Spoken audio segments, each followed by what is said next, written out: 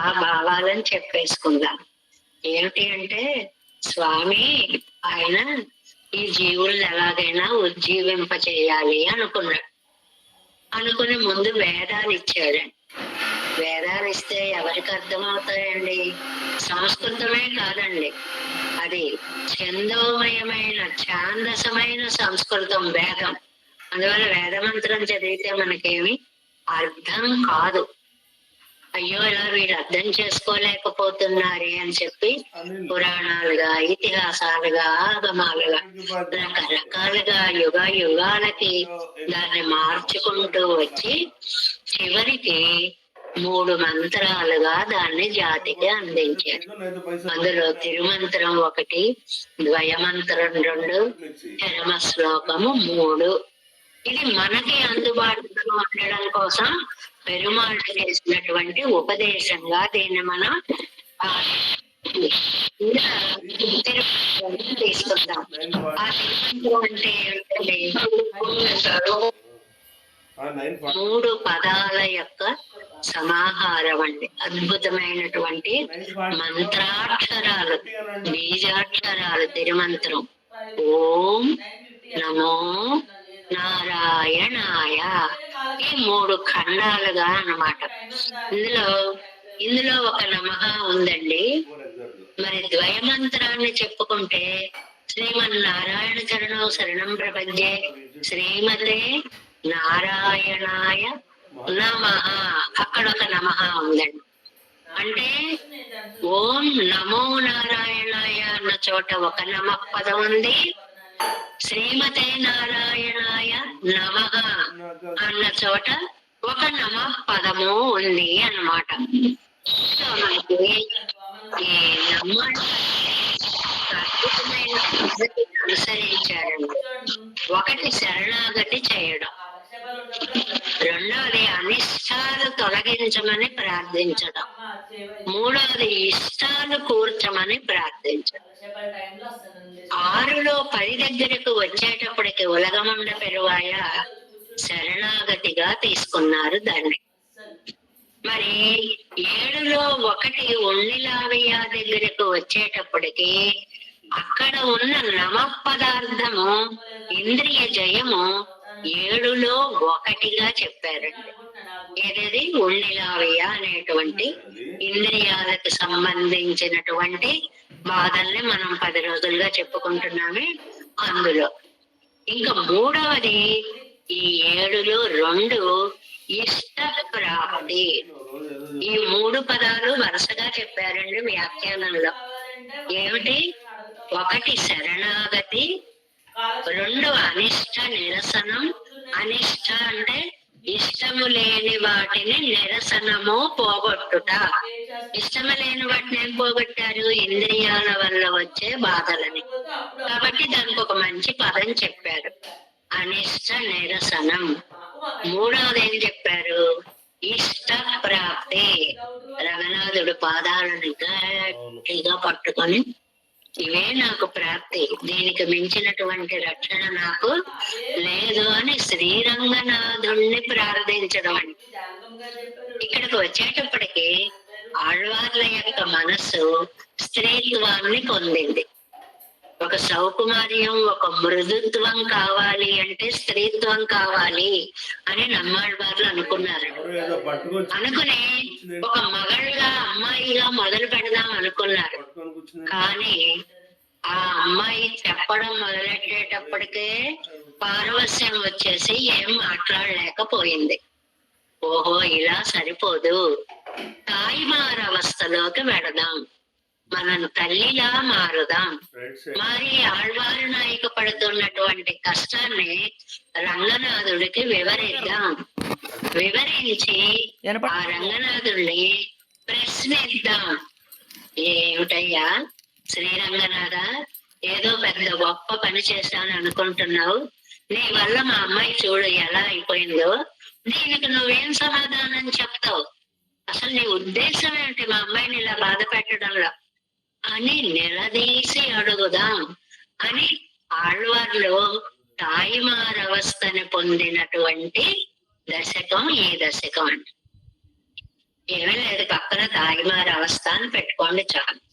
మామూలుగా స్త్రీ అవస్థ, నాయిక అవస్థ అంటే కొంత మాట్లాడాలి, కానీ తలుచుకునేటప్పటికే ఆడవాళ్ళకు మోహం వచ్చేస్తాం కాబట్టి ఆ స్త్రీ అవస్థ సరిపోదు. ఆ మోహావేశంలో ఉన్న స్త్రీ అవస్థని గురించి తాయిమార అవస్థలో పెరుమాళ్ళని ప్రశ్నించడం అంటే, ప్రశ్నించేది తల్లి, ఆ తల్లి ప్రశ్నించేది కూతురు యొక్క పరిస్థితి గురించి. కాబట్టి రెండు అవస్థలు ఇందులో అంతర్లీనంగా ఉంటాయి. అడుగుతున్నది మాత్రం తల్లి కాబట్టి తాయిమార అవస్థ అని చెప్పేసుకోవచ్చు. చాలా అందమైనటువంటి దశకం అండి ఇది. రంగనాథుడిని భలే నిలదీస్తుంది అన్నమాట. అంటే మనకి పూర్వపు దశకాలతో ఈ దశకాలకి సంగతి ఉందా అండి అంటే తప్పకుండా సంగతి ఉంటుందండి. ఒకటేంటి, 6-10లో ద్వయార్థాన్ని చెప్పారు శరణాగతి. శ్రీమన్నారాయణ చరణో శరణం ప్రపంచే శ్రీమతే నారాయణాయ నమః. అక్కడ ఒక నమః తోటి నేను పెరుమాళ్ళకే అంకితము అనేటువంటి దాన్ని శరణాగతి రూపంగా అగలిల్లే నిరయ్యమెన్నో అడిక్కేజమరందు ఇత్యాదుల ద్వారా చెప్పారు. మరి 7:1 దగ్గరకు వచ్చేటప్పటికి ఉండిలావియ అనిష్ట నిరసనం అంటే నాకు ఇష్టం లేని వాటిని దూరం చేయి. ఏవి ఇష్టం లేనివి? ఇంద్రియాలు పెట్టే బాధలు. కాబట్టి దానికి ఒక పదం ఏమేశారు? అనిష్ట నివృత్తి. నా శత్రువులను నువ్వు దూరము చేయవలసినది. శత్రువులు పోతే సరిపోదు. ఒకడు నీళ్ళల్లో పడిపోయాడు, వాడిని రక్షించాం, రక్షించి ఒడ్డున పడేస్తే సరిపోదు. వాడికి బలం రావడానికి కొంత ఏదైనా పెట్టాలి. వాడి కాళ్ళ మీద వాడు నిలబడిన తర్వాత మనం రావాలి. అంటే ఇష్ట ప్రాప్తిని కూడా కలిగించాలి. అది చాలా ముఖ్యమైనటువంటిది. ఇది ఎక్కడైనా గుర్తు పెట్టుకోండి. ఎప్పుడైతే అనిష్టాలను పోగొట్టామో అప్పుడు ఇష్టాన్ని కూడా ప్రాప్తి కలిగించాలి. ఇవి రెండు కలిగి ఏక జంట పదాల్లో మనం గుర్తు పెట్టుకోవాలి అన్నమాట. కాబట్టి 6-10లో శరణాగతి చేశారు. ఉన్నడికి అనిష్ట నివృత్తి 7-1లో ఉండిలావియాలో అంటే నమ పదార్థం యొక్క అర్థం నేను స్వతంత్రుడిని కాదు, ఈ ఇంద్రియాల బాధని నేను పోగొట్టుకోలేను, నువ్వే పోగొట్టుకోవాలని చాలా క్లారిటీ, చాలా స్పష్టంగా తన అసక్తతని, ఆ అనిష్ట నివృత్తిని, ఈ బాధల్ని పోగొట్టమని ప్రార్థించడం. ఈ 7-2లోకి వచ్చేటప్పటికి ఇష్ట ప్రాప్తి అంటే నాకు కావలసినవేవో అవి నువ్వే ఇవ్వాలి. అంటే ఇక్కడ ఏం చెప్పారు? శ్రీమత్ పదము, నారాయణాయ అనే పదము 7-2లో చెప్తున్నారు. 7-1లో నమ పదార్థాన్ని చెప్పారు. శ్రీమతే నారాయణాయ అనేది 7-2లో చెప్తున్నారు. అప్పుడు రెండు కలిపేటప్పటికి శ్రీమతే నారాయణాయ నమః అనే దిగమంత్రార్థము ఇక్కడ 7-1, 7-2లో చెప్పబడింది అని గొప్ప సంగతిని వ్యాఖ్యానాల్లో మనకి చాలా బాగా అందించారు. 7-1లో పైగా ఇంకో చమత్కారం కూడా చెప్పారు. 7-1లో ద్వయంలో ఉండే నమ పదార్థం చెప్పబడిందండి. శ్రీమన్నారాయణ చరణో శరణం ప్రపంచే శ్రీమతే నారాయణాయ నమః అది 7-1లో చెప్పబడిందండి. మరి 7-2లోకి వచ్చేటప్పటికి మనకి తిరుమంత్రం మధ్యలో ఉన్న నమపదం ఓం నమో నారాయణాయ. ఇది కొంచెం జాగ్రత్తగా వెళ్ళాం మనం. చెప్పింది నమపదమే, 7-1 చెప్పింది నమపదమే, 7-2 చెప్పింది నమపదమే. కానీ ఆ వ్యాఖ్యానం చూడండి, ఇది వ్యాఖ్యానంలో ఉండే అందం. 7-1లో చెప్పిందేమో మనకి ఆ ద్వయమంత్రంలో ఉండే నమపదంట. 7-2లో చెప్పిందేమో తిరుమంత్రంలో ఉండేటువంటి నమపదంట. మధ్యమ పదం అన్నమాట. ఓం నమో నారాయణాయ అని. అంటే ఏమండి అంటే ఏమిటండి, ఏదైనా నమపదమే. నమపదము అంటే అనన్యార్హ శేషభూతుణ్ణి అని చెప్పడమే కదండి. నేను స్వతంత్రుణ్ణి కాదు నీవాణ్ణి అని చెప్పడమే కదండి. అంటే అలా కాదండి. అందులో ఒక దాంట్లో శేషభూతుణ్ణి అని చెప్పడం, ఒక దాంట్లో నీ కైంకర్యం తప్ప నాకు ఇంకొకటి దిక్కు లేదు అని చెప్పడం. నేను నీవాణ్ణి అని చెప్పడం ఒక అర్థం.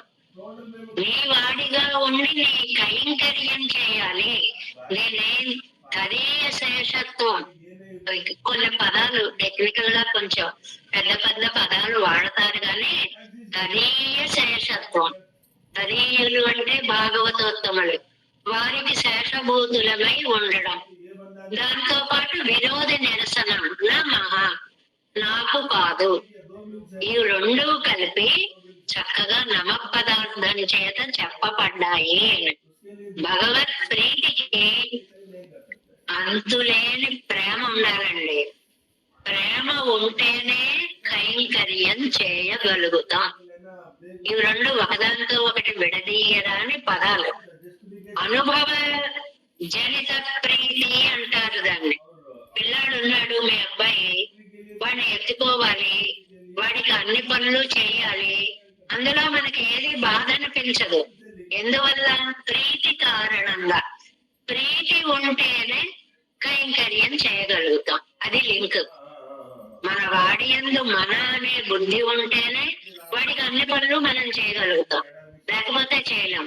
అలాగా భగవంతుడి యందు వీడు మనవాడు అంటేనే ఆయనకి మనం అందమైనటువంటి ఒక అభినవేశాన్ని ఈ 7 తిరువాయిమలిలో నేను నీవాడిని కాబట్టి నీకు కైంకర్యం చేస్తా అనే అభినవేశం చెప్పబడుతోంది అంటారు వ్యాఖ్యానంలో. అభినవేశం అంటే నీకు కైంకర్యం చేయకుండా ఉండలేను అనే పట్టుదల ఈ 7:2లో కనిపిస్తోంది అంటారు.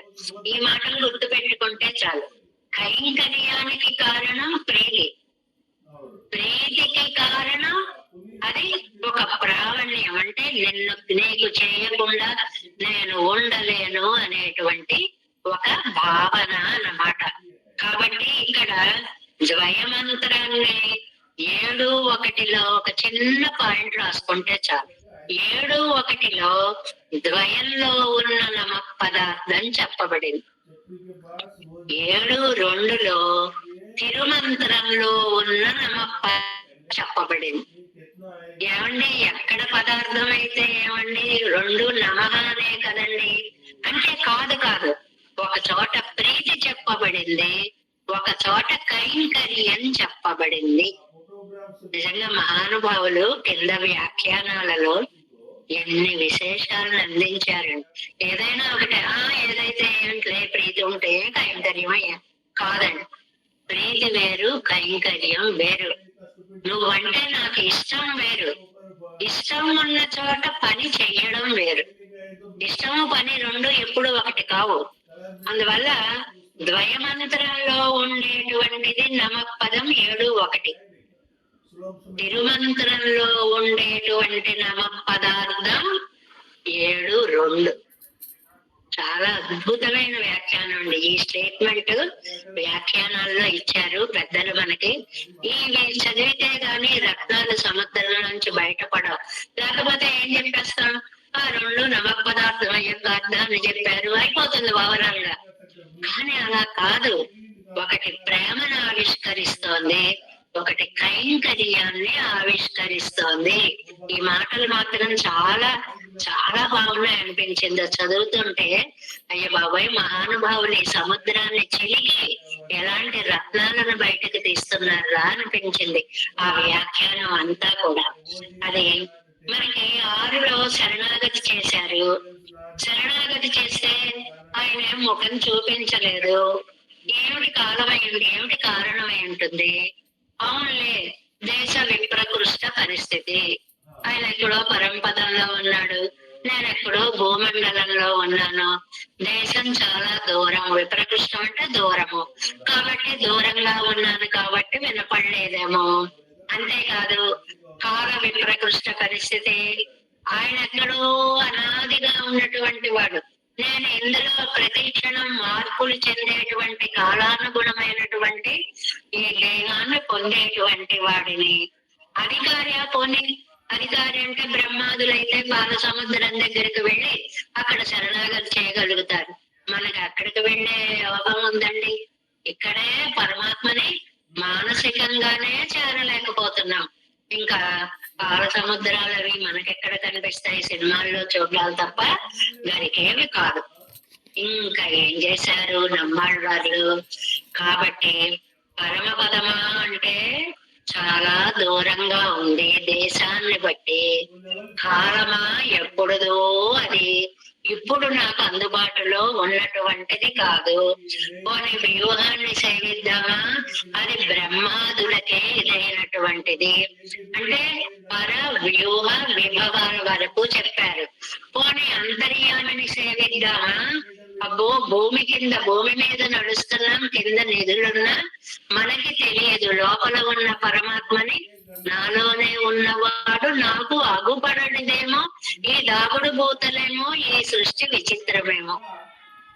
లోపల ఉండి అంతర్ముఖీనం చేసుకుని ఆత్మని దర్శించి ఆత్మాంతర్గతుడైనటువంటి పరమాత్మని దర్శించేంత యోగ విద్యా క్రమం మన దగ్గర ఆ శక్తి లేదు. వీటికంటే చాలా తేలిక అర్చావతార మూర్తి, ఆలయాలలో ఉండేటువంటి పరమాత్మ తత్వము. కాబట్టి రంగనాథుడి దగ్గరకు వచ్చేద్దాం. హాయిగా అవతారాలన్నిటికీ మూలకండంగా నిలబడినటువంటి మహానుభావుడు శ్రీరంగనాథుడు. కాబట్టి రంగనాథుడిని సేవిద్దాము అని ఈ 7:2లో రంగనాథుడి దగ్గరికి తీసుకెళ్లి వాళ్ళ అమ్మాయిని తీసుకుని వచ్చి, ఏమిటయ్యా మా అమ్మాయి పరిస్థితి ఇలా ఉంది, ఏం చేసావు, ఇలా అయిపోయింది, ఇది ఇప్పుడు నన్ను ఏం చేయమంటావు చెప్పు అని రంగనాథుణ్ణి నిలదీసి అడిగేటువంటి అద్భుతమైనటువంటి పదండి ఈ పది. కంగులం పగలం కంటు ఎల్లడియాడ్ கண்ணநீர் கைகளால் இறைத்தும் சிம்பு செத்தரங்கள் என்ன கை கோப்பம் தாமரை கண் என்னே தளரும் எங்கனேதரிக்கேன் உன்னை விட்டென்னும் இருநிலம் கைதுளாயிருக்கும் செங்கயல் பாயநேர் திருவரங்கத்தாய் இவள் திறத்தேன் செய்கின்றாயே தேவே சங்கோலநாதம் நதைதமன சம்பத்